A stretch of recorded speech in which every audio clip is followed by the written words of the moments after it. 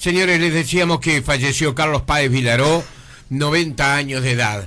Estamos en línea con el periodista, con el escritor Diego Fischer, que escribió una biografía precisamente de Carlos Páez Vilaró. Es una buena manera de aproximarnos a un artista popular uruguayo muy conocido. Veíamos recién en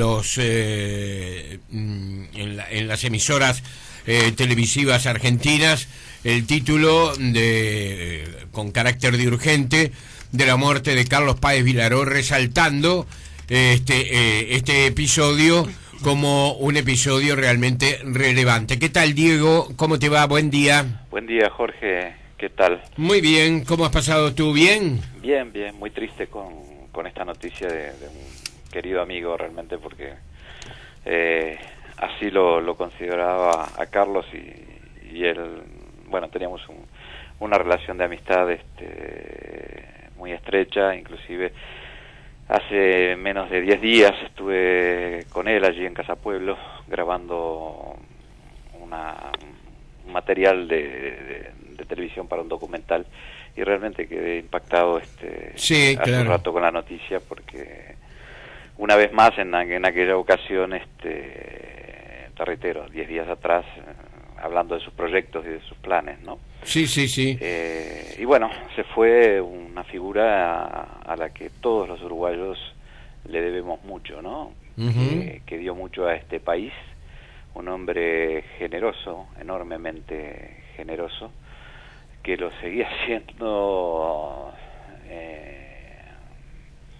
hasta su último momento. Siguió siendo un hombre desprendido de las cosas materiales y un hombre que hizo mucho por dar a conocer el Uruguay, pero particularmente Punta del Este. Y si Punta del Este hoy tiene un lugar bien ganado, una fama bien ganada en el mundo, en buena medida se lo debemos a Páez Vilaró con su Casa Pueblo y sí, claro, toda esa leyenda que sin quererlo, o tal vez también queriéndolo, logró crear a lo largo de esa vida, esos 90 años, que habría que multiplicarlos por 3 o por 4, porque repasando así rápidamente lo que fue su periplo vital, uno no puede creer que ese hombre haya hecho tantas cosas en todo este tiempo, ¿no?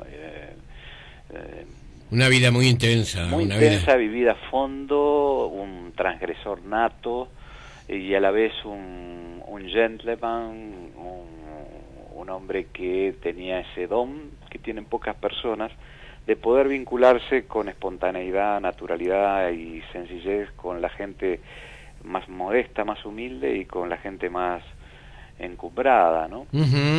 Ese don de gentes que, bueno, que en el caso de Carlos era innato, realmente, y un hombre que hizo de su vida una aventura permanente, aún a los 90 años.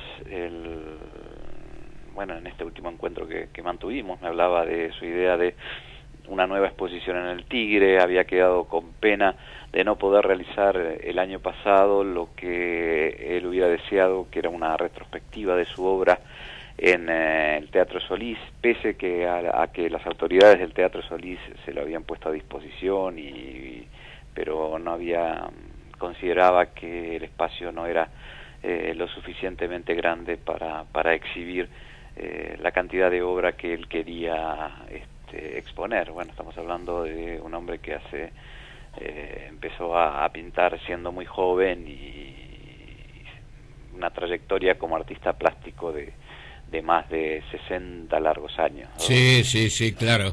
Y que lo hacía metódicamente. Seguramente sí. Lo encontraste con alguna de sus obras. Sí, él había sacado, con motivo de los 90 años, y estaba pintando una serie justamente por sus 90 años, que empezó a pintarlos en Casa Pueblo Tigre, donde pasaba buena parte del invierno, y porque además allí estaban bueno, el equipo de médicos que lo había atendido desde que empezó a tener problemas hace muchos años en el corazón, y bueno, y lógicamente luego cuando el clima mejoraba se venía para Casa Pueblo, ¿no? Ujú. Para Punta Ballena, donde bueno, permanecía allí en actividad permanente. Hay una cosa que me quedó grabada de este último encuentro, esas cosas que dice, bueno, lo estaría sintiendo, lo estaría presintiendo. Bueno, la audiencia se preguntará, tenía 90 años. Sí, tenía 90 años, pero la vitalidad de una persona de 50, ¿no? Sí. Y los planes y los proyectos de una persona de 40. Pero me dijo una cosa que a mí que me quedó muy grabada, y hoy, cuando me enteré de la noticia, cuando escuché por la radio la noticia, adquiere otra dimensión. Me dijo, estoy haciendo, perdón, Sí. estoy haciendo mi inventario, que no es otra cosa que mi testamento. Caramba. Y me reiteró algo que siempre me decía, que era un poco su obsesión. Las colecciones terminan cuando muere el coleccionista. Ujú. Y bueno, estaba haciendo el inventario de todas sus obras, que por supuesto eran muchísimas, a lo largo de todos esos años, esas más de 6 décadas dedicadas y entregadas por completo a la pintura, al arte, a esa forma de vivir tan peculiar que siempre tuvo, ¿no? Ese hombre que recorrió los 5 continentes, y en todos ellos hay o un mural o obra que él dejaba, porque era un hombre que vivió, yo te diría que hasta hace 25 años o quizás un poco más, vivió del trueque. Sí. Cambiaba su obra por un hospedaje, bueno, eso quedó de una manera muy evidente cuando hizo aquel bueno, que fue todo un hito, y ahí creo que nació también la leyenda de Páez Vilaró, cuando buscó a su hijo Claro. en la cordillera de los Andes, ¿no? Sí, sí, sí. Entre mi hijo y yo, la luna. Sí, que creo que es de los libros que él escribió, es realmente una joyita que quien pueda y no lo haya leído, recomiendo especialmente que lo lean, porque está escrito con el corazón y la desesperación de un padre que busca un hijo, ¿no? Sí. Una relación conflictiva, sin embargo, entre ambos. Una relación que tenía sus idas y sus vueltas, pero una relación estrecha. Yo Sí. diría que En ese momento lo de Carlos Páez Vilaró fue extraordinario, ya que lo que se pronosticaba y lo que se decía era que concretamente no había quedado nadie vivo, ¿verdad?, en la tragedia de los Andes. Y sin embargo él se trasladó y procuró. Él tenía la sensación concretamente de que su hijo estaba vivo, y cuando miraba la luna decía que era el punto de encuentro. Exactamente. Era el punto de encuentro, porque además, fíjate vos que le llegaban entonces, y eso lo tengo documentado Hasta donde me lleve la vida, que es la biografía ahí está, hasta donde que es excelente el título, tiene mucho que ver con lo de lo que fue el recorrido de Páez Vilaró. Ese es el título de tu libro, Hasta donde me lleve la vida. Pero ahí justamente abordo el episodio crucial de su búsqueda, de la búsqueda de Carlitos Miguel en la cordillera, y esa reacción vino cuando le empezaron a llegar a Carlos. Habían transcurrido 10 días aproximadamente de la desaparición del avión, y obviamente los chilenos, los primeros, porque conocen la cordillera de los Andes, sabían que no podía haber sobrevivientes, y le empezaron a llegar a Carlos tarjetas de condolencia. Uh-huh. Y él se indignaba al recibir esas cartas de gente muy amiga, entre ellas recuerdo una de Astor Piazzolla, ¿no? Ajá. Y bueno, y él se indignaba y decía, no puede ser que me estén mandando tarjetas de condolencia o estas cartas. Las rompió en un ataque de furia, si mi hijo está vivo. Y fue cuando ahí se ganó el apodo que le pusieron los chilenos, que le decían el padre loco que busca a su cabro. Ajá. Y era de la manera que los chilenos, el ciudadano de a pie en Chile, lo llamaban, cuando lo veían aparecer en los lugares más recónditos y remotos de la cordillera, porque sabían que había un padre que buscaba a su hijo, ¿no? Y fue un apodo que se ganó, o que le pusieron Sí. los chilenos, el padre loco que busca a su cabro. Una vida social intensa, donde conoció en esos viajes permanentes Sí. que tú señalabas a figuras de primer nivel, ¿no? Sí, sin duda, una vida social, pero siempre vinculada a su mundo, a la creación y al mundo artístico. Fue un gran relacionista público también, Carlos. Sí, claro. Un hombre que, bueno, había tenido la fortuna de recibir una muy buena educación, un hombre refinado, que tanto podía transitar con naturalidad en el conventillo Medio Mundo, donde tuvo su primer taller, como en los lugares más distinguidos de París y de Nueva York. Está su famosa relación y amistad con Gunther Sachs, y aquella historia que entonces era la pareja de Brigitte Bardot. De Brigitte Bardot, una Brigitte Bardot que recién saltaba al estrellato. Sí. Y fíjate qué hombre inteligente y hábil. Él logra que Gunther Sachs y Brigitte Bardot concurran. Ahora en este momento no recuerdo precisamente el año, pero al cierre de la gala del Festival de Cannes, que todos sabemos que es un acontecimiento para el cine mundial, a presenciar un documental que él había hecho en África, que era Batuk. Ajá. Sí, eso lo logra Carlos Páez Vilaró. Es decir, la primera y única vez hasta ahora que una película uruguaya cerró el Festival de Cannes fue con una película de Carlos Páez Vilaró, que fue Batuk. Y película, por supuesto, que como no podía ser de otra manera, cuando se estrenó en Montevideo, la crítica montevideana la deshizo, ¿no?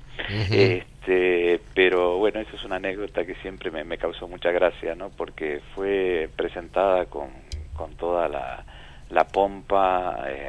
Imagínate vos a Brigitte Bardot en la cúspide, sí, de su belleza, de su estrella. No hay ninguna estrella hoy que tenga la fama de Brigitte Bardot en ese momento. No es exagerado decir algo así. Decir Brigitte Bardot es decir una mujer que se le compuso desde zambas hasta canciones, poemas. Era una figura inalcanzable, una de las estrellas al viejo estilo del cine del pasado. Sí. Sí, tal cual. Yo creo que fue una generación, Brigitte Bardot, Catherine Deneuve, claro, ¿no? Esas mujeres, Jean Moreau, absolutamente hermosísimas, pero a la vez finas, creo que también cultas.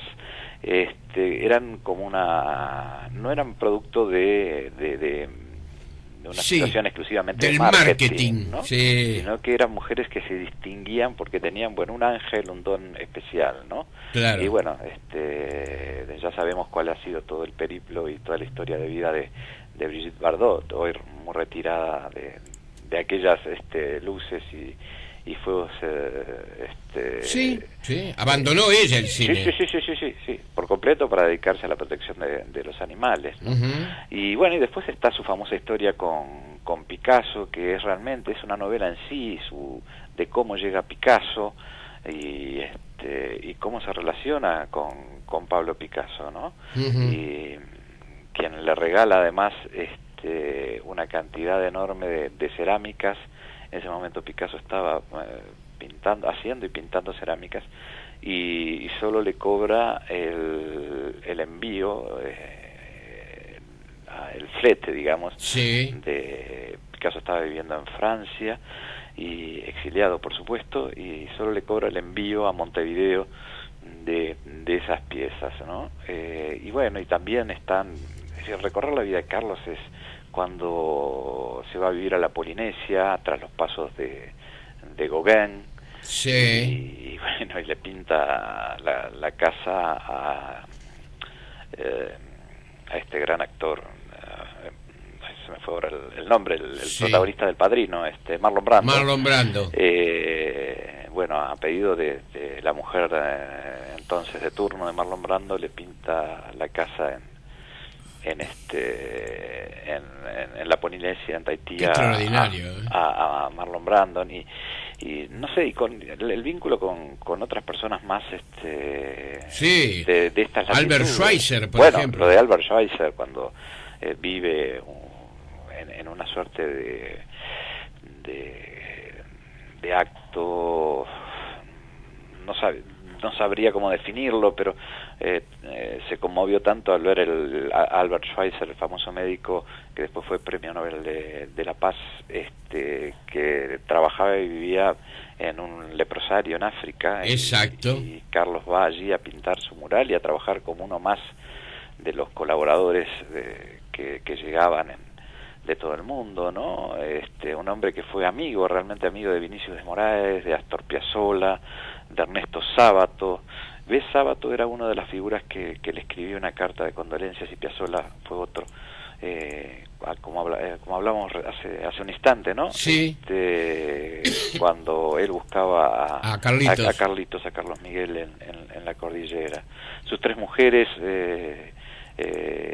oficiales, y bueno, y sus miles de aventuras con tantas mujeres de todo el mundo, pero sus tres mujeres fueron Madelón, la madre de sus hijos. Sí, Madelón Rodríguez, la Sí. madre de sus hijas, de sus primeros tres hijos, ¿no? La Sí. madre de Carlos, de Agó y de Beba. Sí. Y después se casó con Verónica Algorta, poco después de la tragedia de los Andes. Uh-huh. Y bueno, y los últimos 30 años junto a Annette Deusen, esa alemana que puso orden en la vida de Carlos, y lo digo esto con todo cariño y respeto, ¿no? Siempre me dice Annette, que el día que ella llegó a Casa Pueblo hace 30 años largos, se dio cuenta de la vida, que Carlos no solamente era un artista,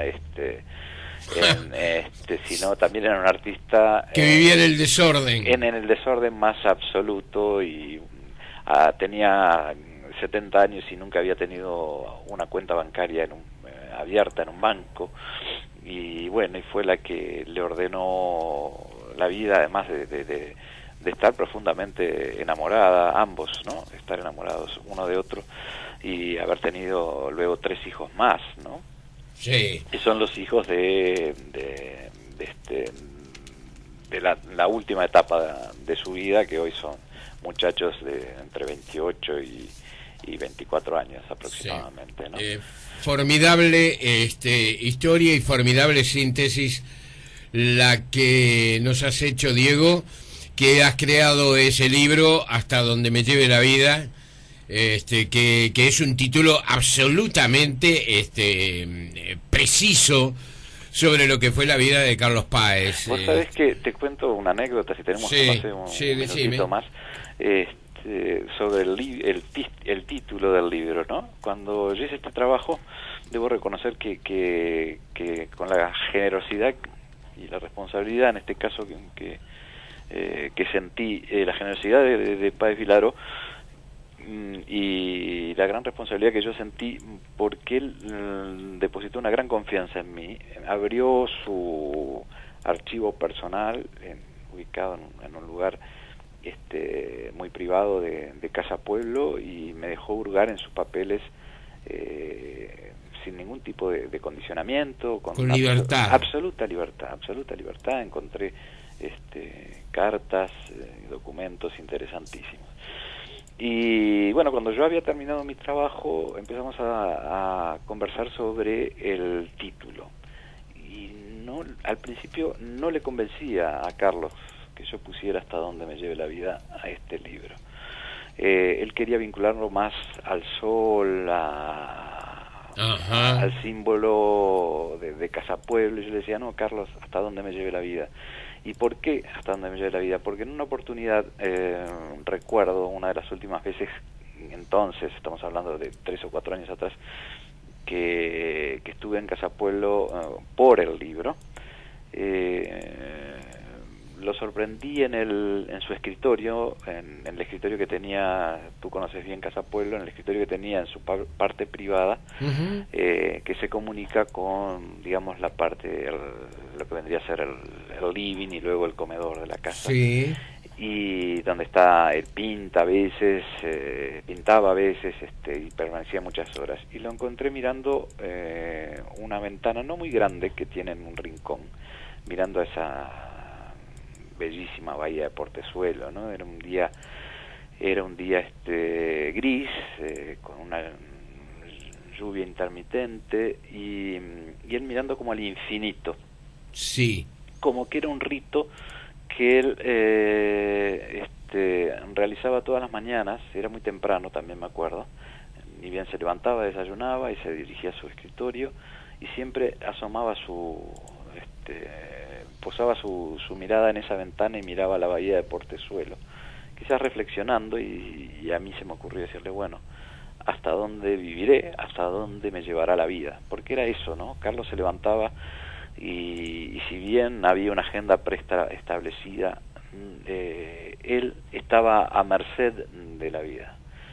Sí. Era un canto a la vida de él y estaba a merced de la vida. Y lo que él se preguntaba muchas veces era, bueno, ¿hasta dónde me llevará la vida?